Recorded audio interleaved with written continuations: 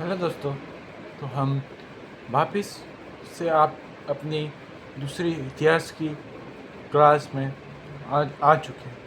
जैसे कि आपको पता है कि हमारा हम पढ़ रहे थे बप्पा रावल को, जिसको हम काम काम बोझ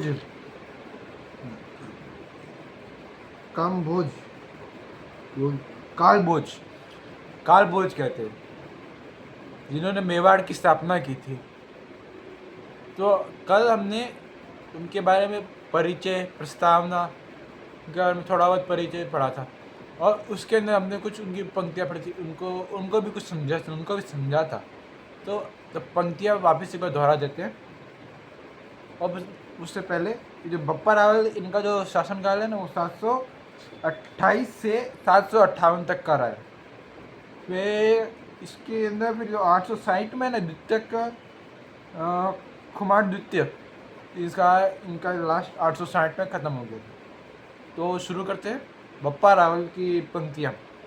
देखो, सीमा के बाहर जाकर जिसने केसरिया फहराया, भारत भूमि की पावन रज का जिसने मान बढ़ाया, ईरान और अफगान सभी को जाकर जिसने जीता, टूट पड़ा था यमुनों पर वो बप्पा रावल जीता। इसका हमने कल विस्तार से पढ़ा था। तो आई होप कि आप लोगों ने इसको देखा होगा, समझा होगा और याद किया होगा। तो आज हम उनके बारे में पढ़ेंगे, बप्पा रावल के बारे में थोड़ा विस्तार से। ठीक है, शुरू करते हैं। बप्पा रावल का शासनकाल मैंने आपको जैसे बताया 728 से 758 ईस्वी। ठीक है। अब देखो, पहले उनका शुरुआत होती है गुजरात के सौराष्ट्र के में एक निधन परिवार में एक बालक का जन्म हुआ। उनका नाम बप्पा रावल कालभोज था। नाम रखा गया कालभोज। ठीक है, जैसे मैंने आपको बताया था। फिर कालांतर में जब वो प्रतापी बालक जब वो राजा बने, तो प्रजा से अटूट प्रेम होने के कारण प्रजा उन्हें बप्पा बोलने लगी। बप्पा यानी पप्पा, सबका बाप, समझे? अर्थात पिता के नाम से पुकारने लगे। किस नाम से? पिता से पुकारने लगे। जैसे कि हमने पढ़ा, इन्होंने कल हमने पढ़ा था कि इन्होंने मेवाड़ की स्थापना की थी। कि फिर जो संस्था जो राज्य का है, उसकी इन्होंने स्थापना की थी, मेवाड़ की स्थापना की। तो इनको पिता की उपाधि दी गई थी, और इनको प्यार से फिर बप्पा बोलने लग गए। इसके नाम तो इनका नाम पड़ा बप्पा रावल। वास्तविक नाम क्या है? कालभोज। ठीक है। और ये मेवाड़ के संस्थापक थे। जन्म के कुछ वर्ष पश्चात ही वे अपनी माँ के साथ मेवाड़ के भिंडर स्थित वन में रहने लगे। भिंडर एक जगह है, उस वन में रहने लगे अपने माता जी के साथ, जहाँ उन्हें भीलों के राजा मांडलिक और यदुवंशियों का संरक्षण प्राप्त हुआ। वहाँ पर इन्हें राजा मांडलिक और यदुवंशियों का संरक्षण प्राप्त हुआ। अब राजा, वहाँ का राजा जो था मांडलिक, और वहाँ के जो निवासी लोग थे यदुवंशी, उनके वहाँ के लोगों को बोलते हैं यदुवंशी। ठीक है। उन्होंने उनकी सहायता की कि आप यहाँ पर रहिए, कुछ भी करें, हम आपके साथ हैं, जिससे कि बप्पा रावल और उनकी माता जी को कोई कष्ट नहीं हुआ।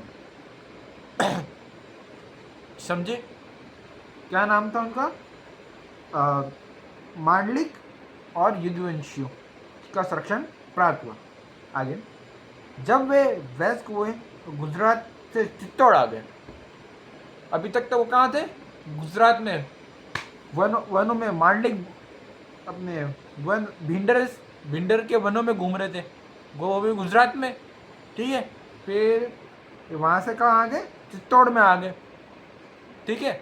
जब वो ये धीरे धीरे बड़े हुए, तो फिर ये समझदार हुए। इनको अच्छी शिक्षा प्राप्त करने के लिए अपन जैसे बाहर जाते हैं, तो ये भी अब बाहर गए, गुजरात से चित्तौड़ में आए,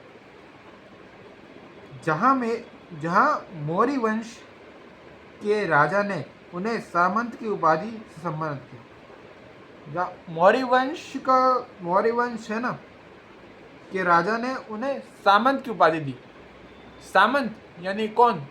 वो लेखा जोखा रखने वाला, सेनाओं का रेखा जोखा रखने वाला नहीं है, मतलब बहुत बड़े पद पे उसको सीमंत नीति जिसको बोलते हैं अपन, वो उनको पद दिया,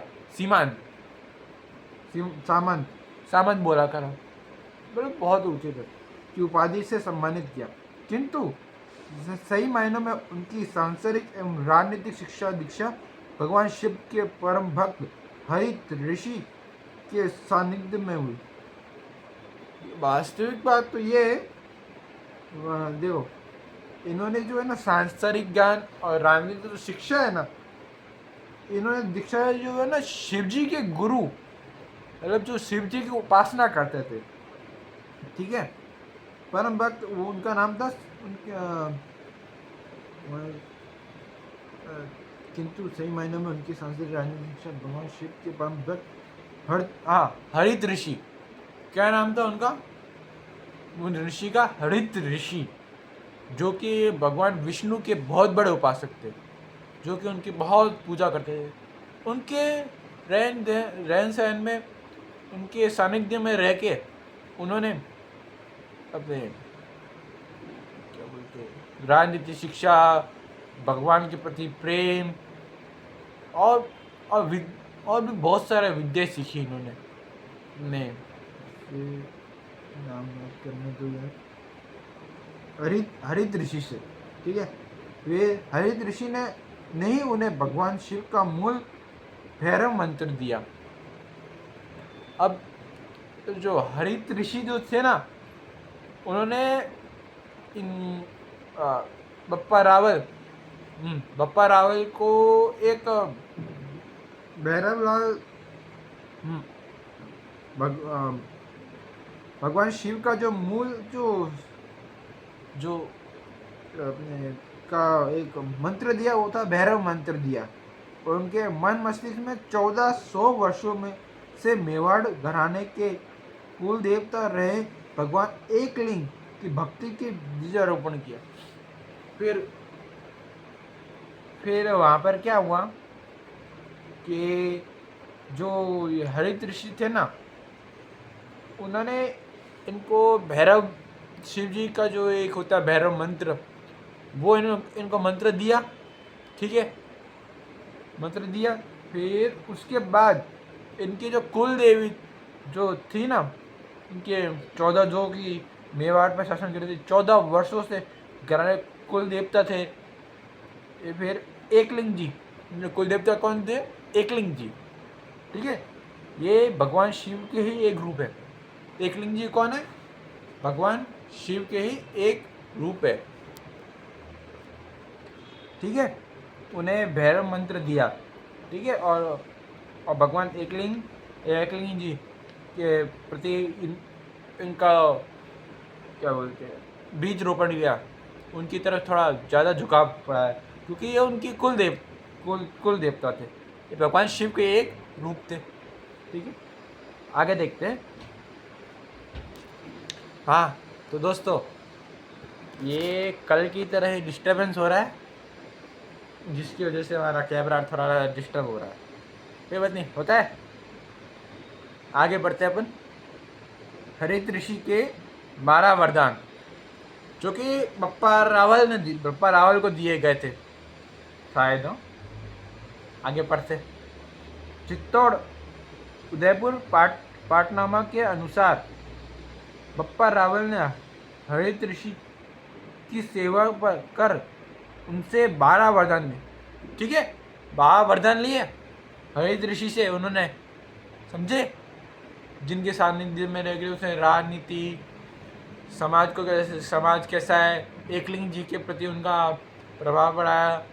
और ऊपर से इनको ये जब थे ना हरित ऋषि के सानिध्य में, तो इनको है ना उनकी तरफ से 12 कितने वरदान मिले थे? 12 वरदान मिले थे। तो देखते हैं अपन एक एक करके वरदान कौन कौन से थे। पहला वरदान जो था वो था, तेरे पांवों तले 4 युग तक का राज्य होगा। तेरे पांवों तले 4 युग तक का राज्य होगा। अब इसका अर्थ मुझे भी समझ में नहीं आया, क्योंकि ये है, अब मेरे को समझ नहीं आया। आगे, जहाँ जहाँ तेरे पाप पड़ेंगे वहाँ वहाँ तेरा राज्य रहेगा। अच्छा ठीक है। दूसरा जो वरदान था वो ये था कि जहाँ जहाँ तेरे पाँव पड़े धरती अम्ब एक हो जाए। ये बाहुबली का एक गाना है ना, तो उसी प्रकार ये जो बप्पा रावल है उनको भी हरित ऋषि एक ऐसे ही वरदान देते, जहाँ जहाँ तेरे पाप पड़ेंगे वहाँ वहाँ तेरा राज्य रहेगा। मतलब तू जहाँ पर भी पाव रखेगा ना, वहाँ से तेरा राज्य शुरू होगा। अब ये ईरान अफगान बाहर भी लेके गए थे, बाहर जाके इन्होंने केसरिया फैलाया था, आपको याद हो तो शायद इसी वरदान की वजह से उनको बाहर मिले। बाहर भी इनको अंतर्राष्ट्रीय रूप से इनको विस्तार हुआ भारत का, मेवाड़ का। तो आगे देखते तीसरा वरदान, तेरी सतयुगी की लंबाई 21 हाथ होगी। तेरी सतयुगी की लंबाई 21 हाथ होगी। 21 हाथ नापते हैं ना, कुछ ऐसे ही है। 21 हाथ, 1 हाथ, 2 हाथ, 3 हाथ, ऐसे कुछ लंबाई करके होगा 21। और चौथा है, तुझ पर शस्त्र से घाव नहीं होगा। अच्छा, तेरे पे अगर शस्त्र से अगर तेरे पे घाव लगेंगे ना, तेरे पे जो शस्त्र का घाव नहीं होगा। मतलब इनको हरित ऋषि ने कहा कि अगर तुम पर शस्त्र से प्रहार होता है तो तुम्हें उससे कोई कुछ नहीं होगा, तुम निश्चित हो। तुम्हारे साथ शिव जी है, एकलिंग जी है, तुम्हें कुछ नहीं होगा। यह था चौथा वरदान। आगे पांचवा वरदान, तुझमें 30 मन की तलवार उठाने की क्षमता होगी। 30 क्या बोला, मतलब गप्पा रावल के हाथ में 30 मन की तलवार, यानी कि 30 जनों के जो मन है कि तलवार उठाने की एक साथ तू उठा सकता है। एक साथ 30 लोगों के मन को तो मतलब अपनी ओर कर सकता है। मतलब कि तो आराम से एक तलवार भी उठाएगा, 30 लोग तेरे साथ खड़े होंगे। शुरुआत से तेरे साथ 30 लोग तो होंगे ही होंगे, ये बात तो निश्चित कर। ठीक है, ये थे अपने 5 पॉइंट। एक बार वापिस देखते हैं 5 पॉइंट को। पहला जो वरदान था वो था, तेरे पावों तले 4 युग तक का राज्य रहेगा। मेरे हिसाब से ये रहेगा कि 4 युगों तक तेरे जो पाव है वो 4 युगों तक रहेंगे। ठीक है। तो दूसरा है, जहाँ जहाँ तेरे पाव पड़ेंगे वहाँ वहाँ तेरे राज्य होगा। ठीक है, दूसरा ये, जहाँ जहाँ पर भी तेरा पाव पड़ेगा वहाँ वहाँ तेरा राज्य रहेगा। ठीक है, वहाँ फिर तीसरा है, तेरी सतयुग की लंबाई 21 हाथ होगी। ठीक है, तेरी सतयुग की लंबाई 21 हाथ होगी। ओके, फिर है, चौथा, तुझ पर शस्त्र से घाव नहीं होगा। तुझ पर शस्त्र का कोई घाव का असर ही नहीं होगा। फिर आगे, तुझमें 30 मन की तलवार उठाने की क्षमता होगी। तुझमें 30 मन तलवार उठाने की क्षमता होगी। फिर आगे अभी देखते हैं छठा, तेरा संबोधन रावल शब्द नाम के साथ होगा। मतलब तुम्हारा जो नाम का जो शुरुआत है ना, वो रावल से होगी। मतलब सॉरी, तुम्हारा जो संबोधन होगा, तुमको जो प्यार से बोला गया उसको कहेंगे रावल। यानी पहले तो देखो, यानी अभी तक तो अपने कितने नाम पड़े? 3, कालभोज और बप्पा और अभी रावल। अब देखो, कालभोज तो इनका बचपन का नाम है, ठीक है। बाद में इन्होंने मेवाड़ राज्य की जो है वो नींव रखी, स्थापना की, इनको पिताजी माना, इसलिए इनको बप्पा मतलब बोला गया। फिर जो पीछे का जो रावल है ना, अब रावल क्यों पड़ा? ये एक इनके वरदान से मिला। किसके वरदान से? हरित ऋषि के वरदान से। क्या था वो वरदान? तेरा संबोधन रावल शब्द के साथ होगा, यानी कि बप्पा प्लस रावल, बप्पा रावल। तो इस तरह से उनका नाम क्या पड़ा? बप्पा रावल। एक लाइन थी ना, ईरान और अफगान सभी को जाकर जिसने जीता, टूट पड़ा था यमुनों पर वह बप्पा रावल चीता। वो बप्पा रावल जो था वो चीते की तरह था, समझे? ठीक है, आगे बढ़ते। तेरे भोजन में सातवां, तेरे भोजन में सवा मन अनाज का आहार होगा। मतलब तेरा जो भोजन ना वो सवा मन का होगा, सवा मन अनाज का आहार होगा। ये सवा, ये थोड़ा सा अनाज है ना, उतने खाने की तेरी अपेक्षा होगी बस।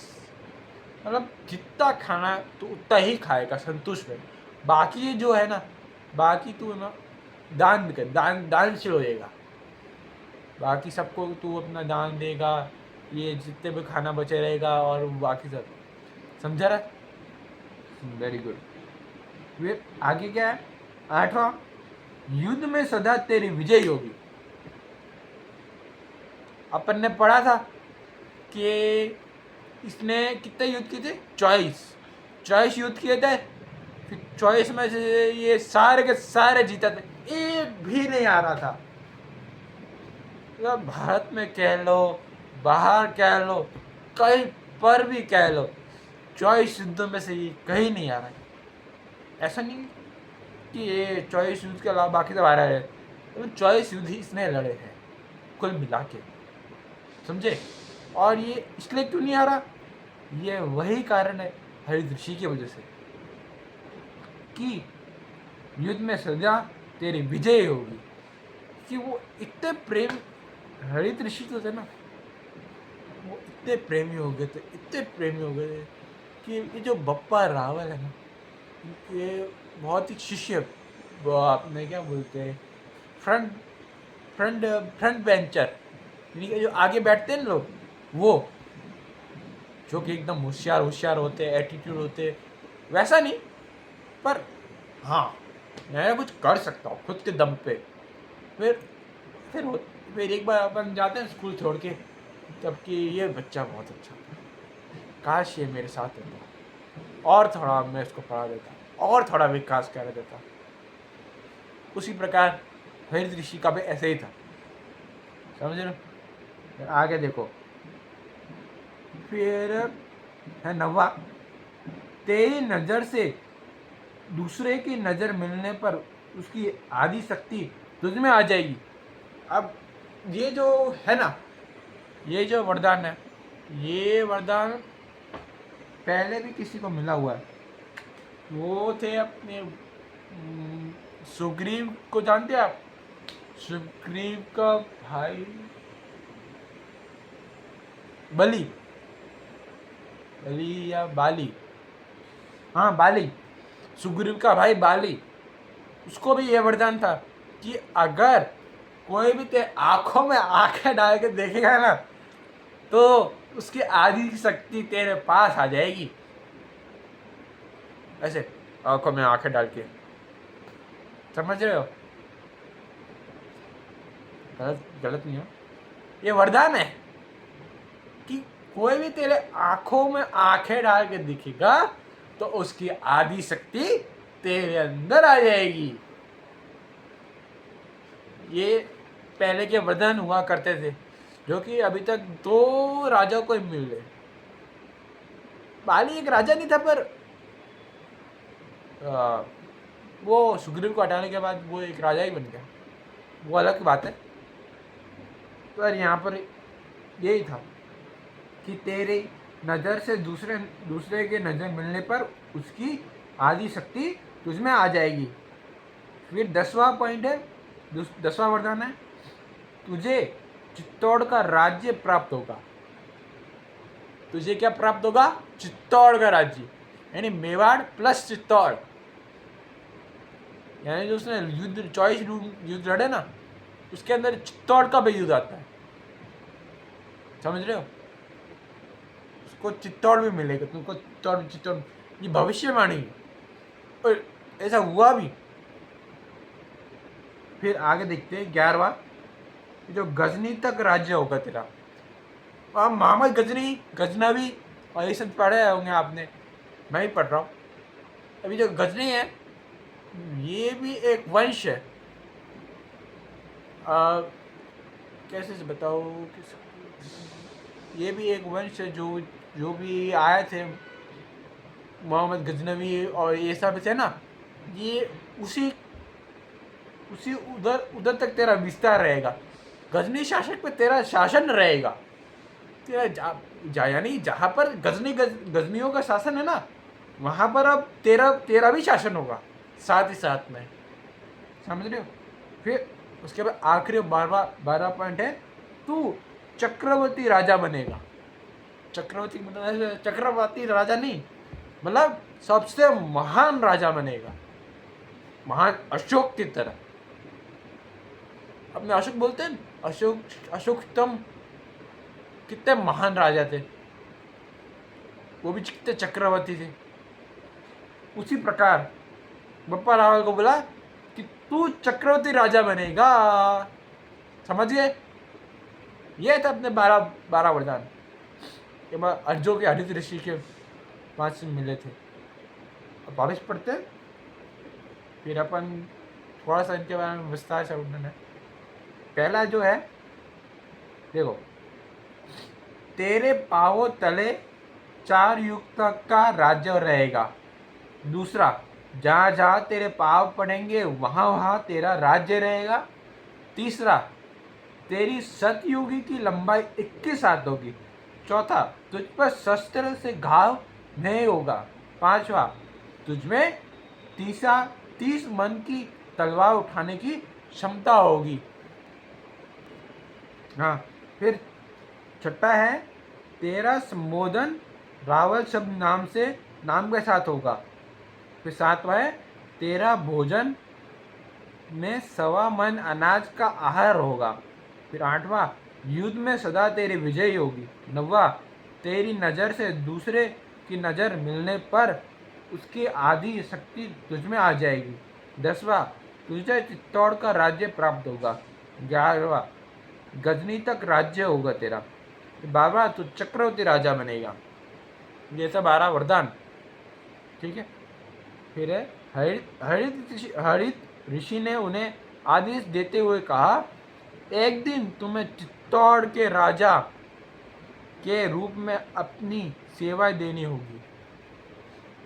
यानी कि तुम जब राजा बनोगे चित्तौड़, तो तुमको उसकी सेवा करनी पड़ेगी, पूरी जनता की, उसका भार उठाना पड़ेगा। फिर क्या था, गुरु के आदेश को शिरोधार्य करते हुए बप्पा अपनी सेना तैयार करने में जुट गए। मेवाड़ वंश के जानकार एवं प्रसिद्ध लेखक जेम्स टॉड के अनुसार बप्पा अपने सामंतों और सैनिकों को शपथ दिलवाने के लिए एक समूह बनाते थे। एक समूह बनाया था उन्होंने फिर, और एक गड्ढा खोदकर उसमें पत्थर फिकवाते हुए कहते थे कि अगर आप में किसी ने भी मुझसे या मेवाड़ से गद्दारी की, तो जिस तरह यह पत्थर इस गड्ढे में गिरा, वैसे ही हमारे पुरखों का यश और वैभव फिर गड्ढे में गिर जाएगा। यानी कि जो बप्पा रावल है चित्तौड़ जाने से पहले कि एक अपने समूह बनवाते मेवाड़ वालों राजाओं का। फिर पत्थर होता है वो एक सबसे पहले तो इकट्ठा करवाते, फिर उसके अंदर पत्थर फेंकवाते और बोलते हैं कि अगर आप में से किसी ने भी मुझसे या मेवाड़ से गद्दारी की तो जिस तरह यह पत्थर इस गड्ढे में गिरा वैसे ही हमारे पुरखों का यश और वैभव भी गड्ढे में गिर जाएगा। समझे? फिर मोहम्मद बिन कासिम द्वारा राजा दाहिर की छल पूर्वक हत्या कर दी। इन्होंने छल से हत्या कर दी और इस्लामी आक्रांताओं का सिंध में पहला कदम रख दिया इन्होंने। तो बाकी का हम कल पढ़ेंगे, कल बप्पा रावल को और थोड़ा विस्तार से पढ़ेंगे। ठीक है, होप करता हूँ आपको ये वीडियो पसंद आया। लाइक कीजिए, शेयर कीजिए, कमेंट कीजिए। तब तक के लिए जय हिंद, जय भारत।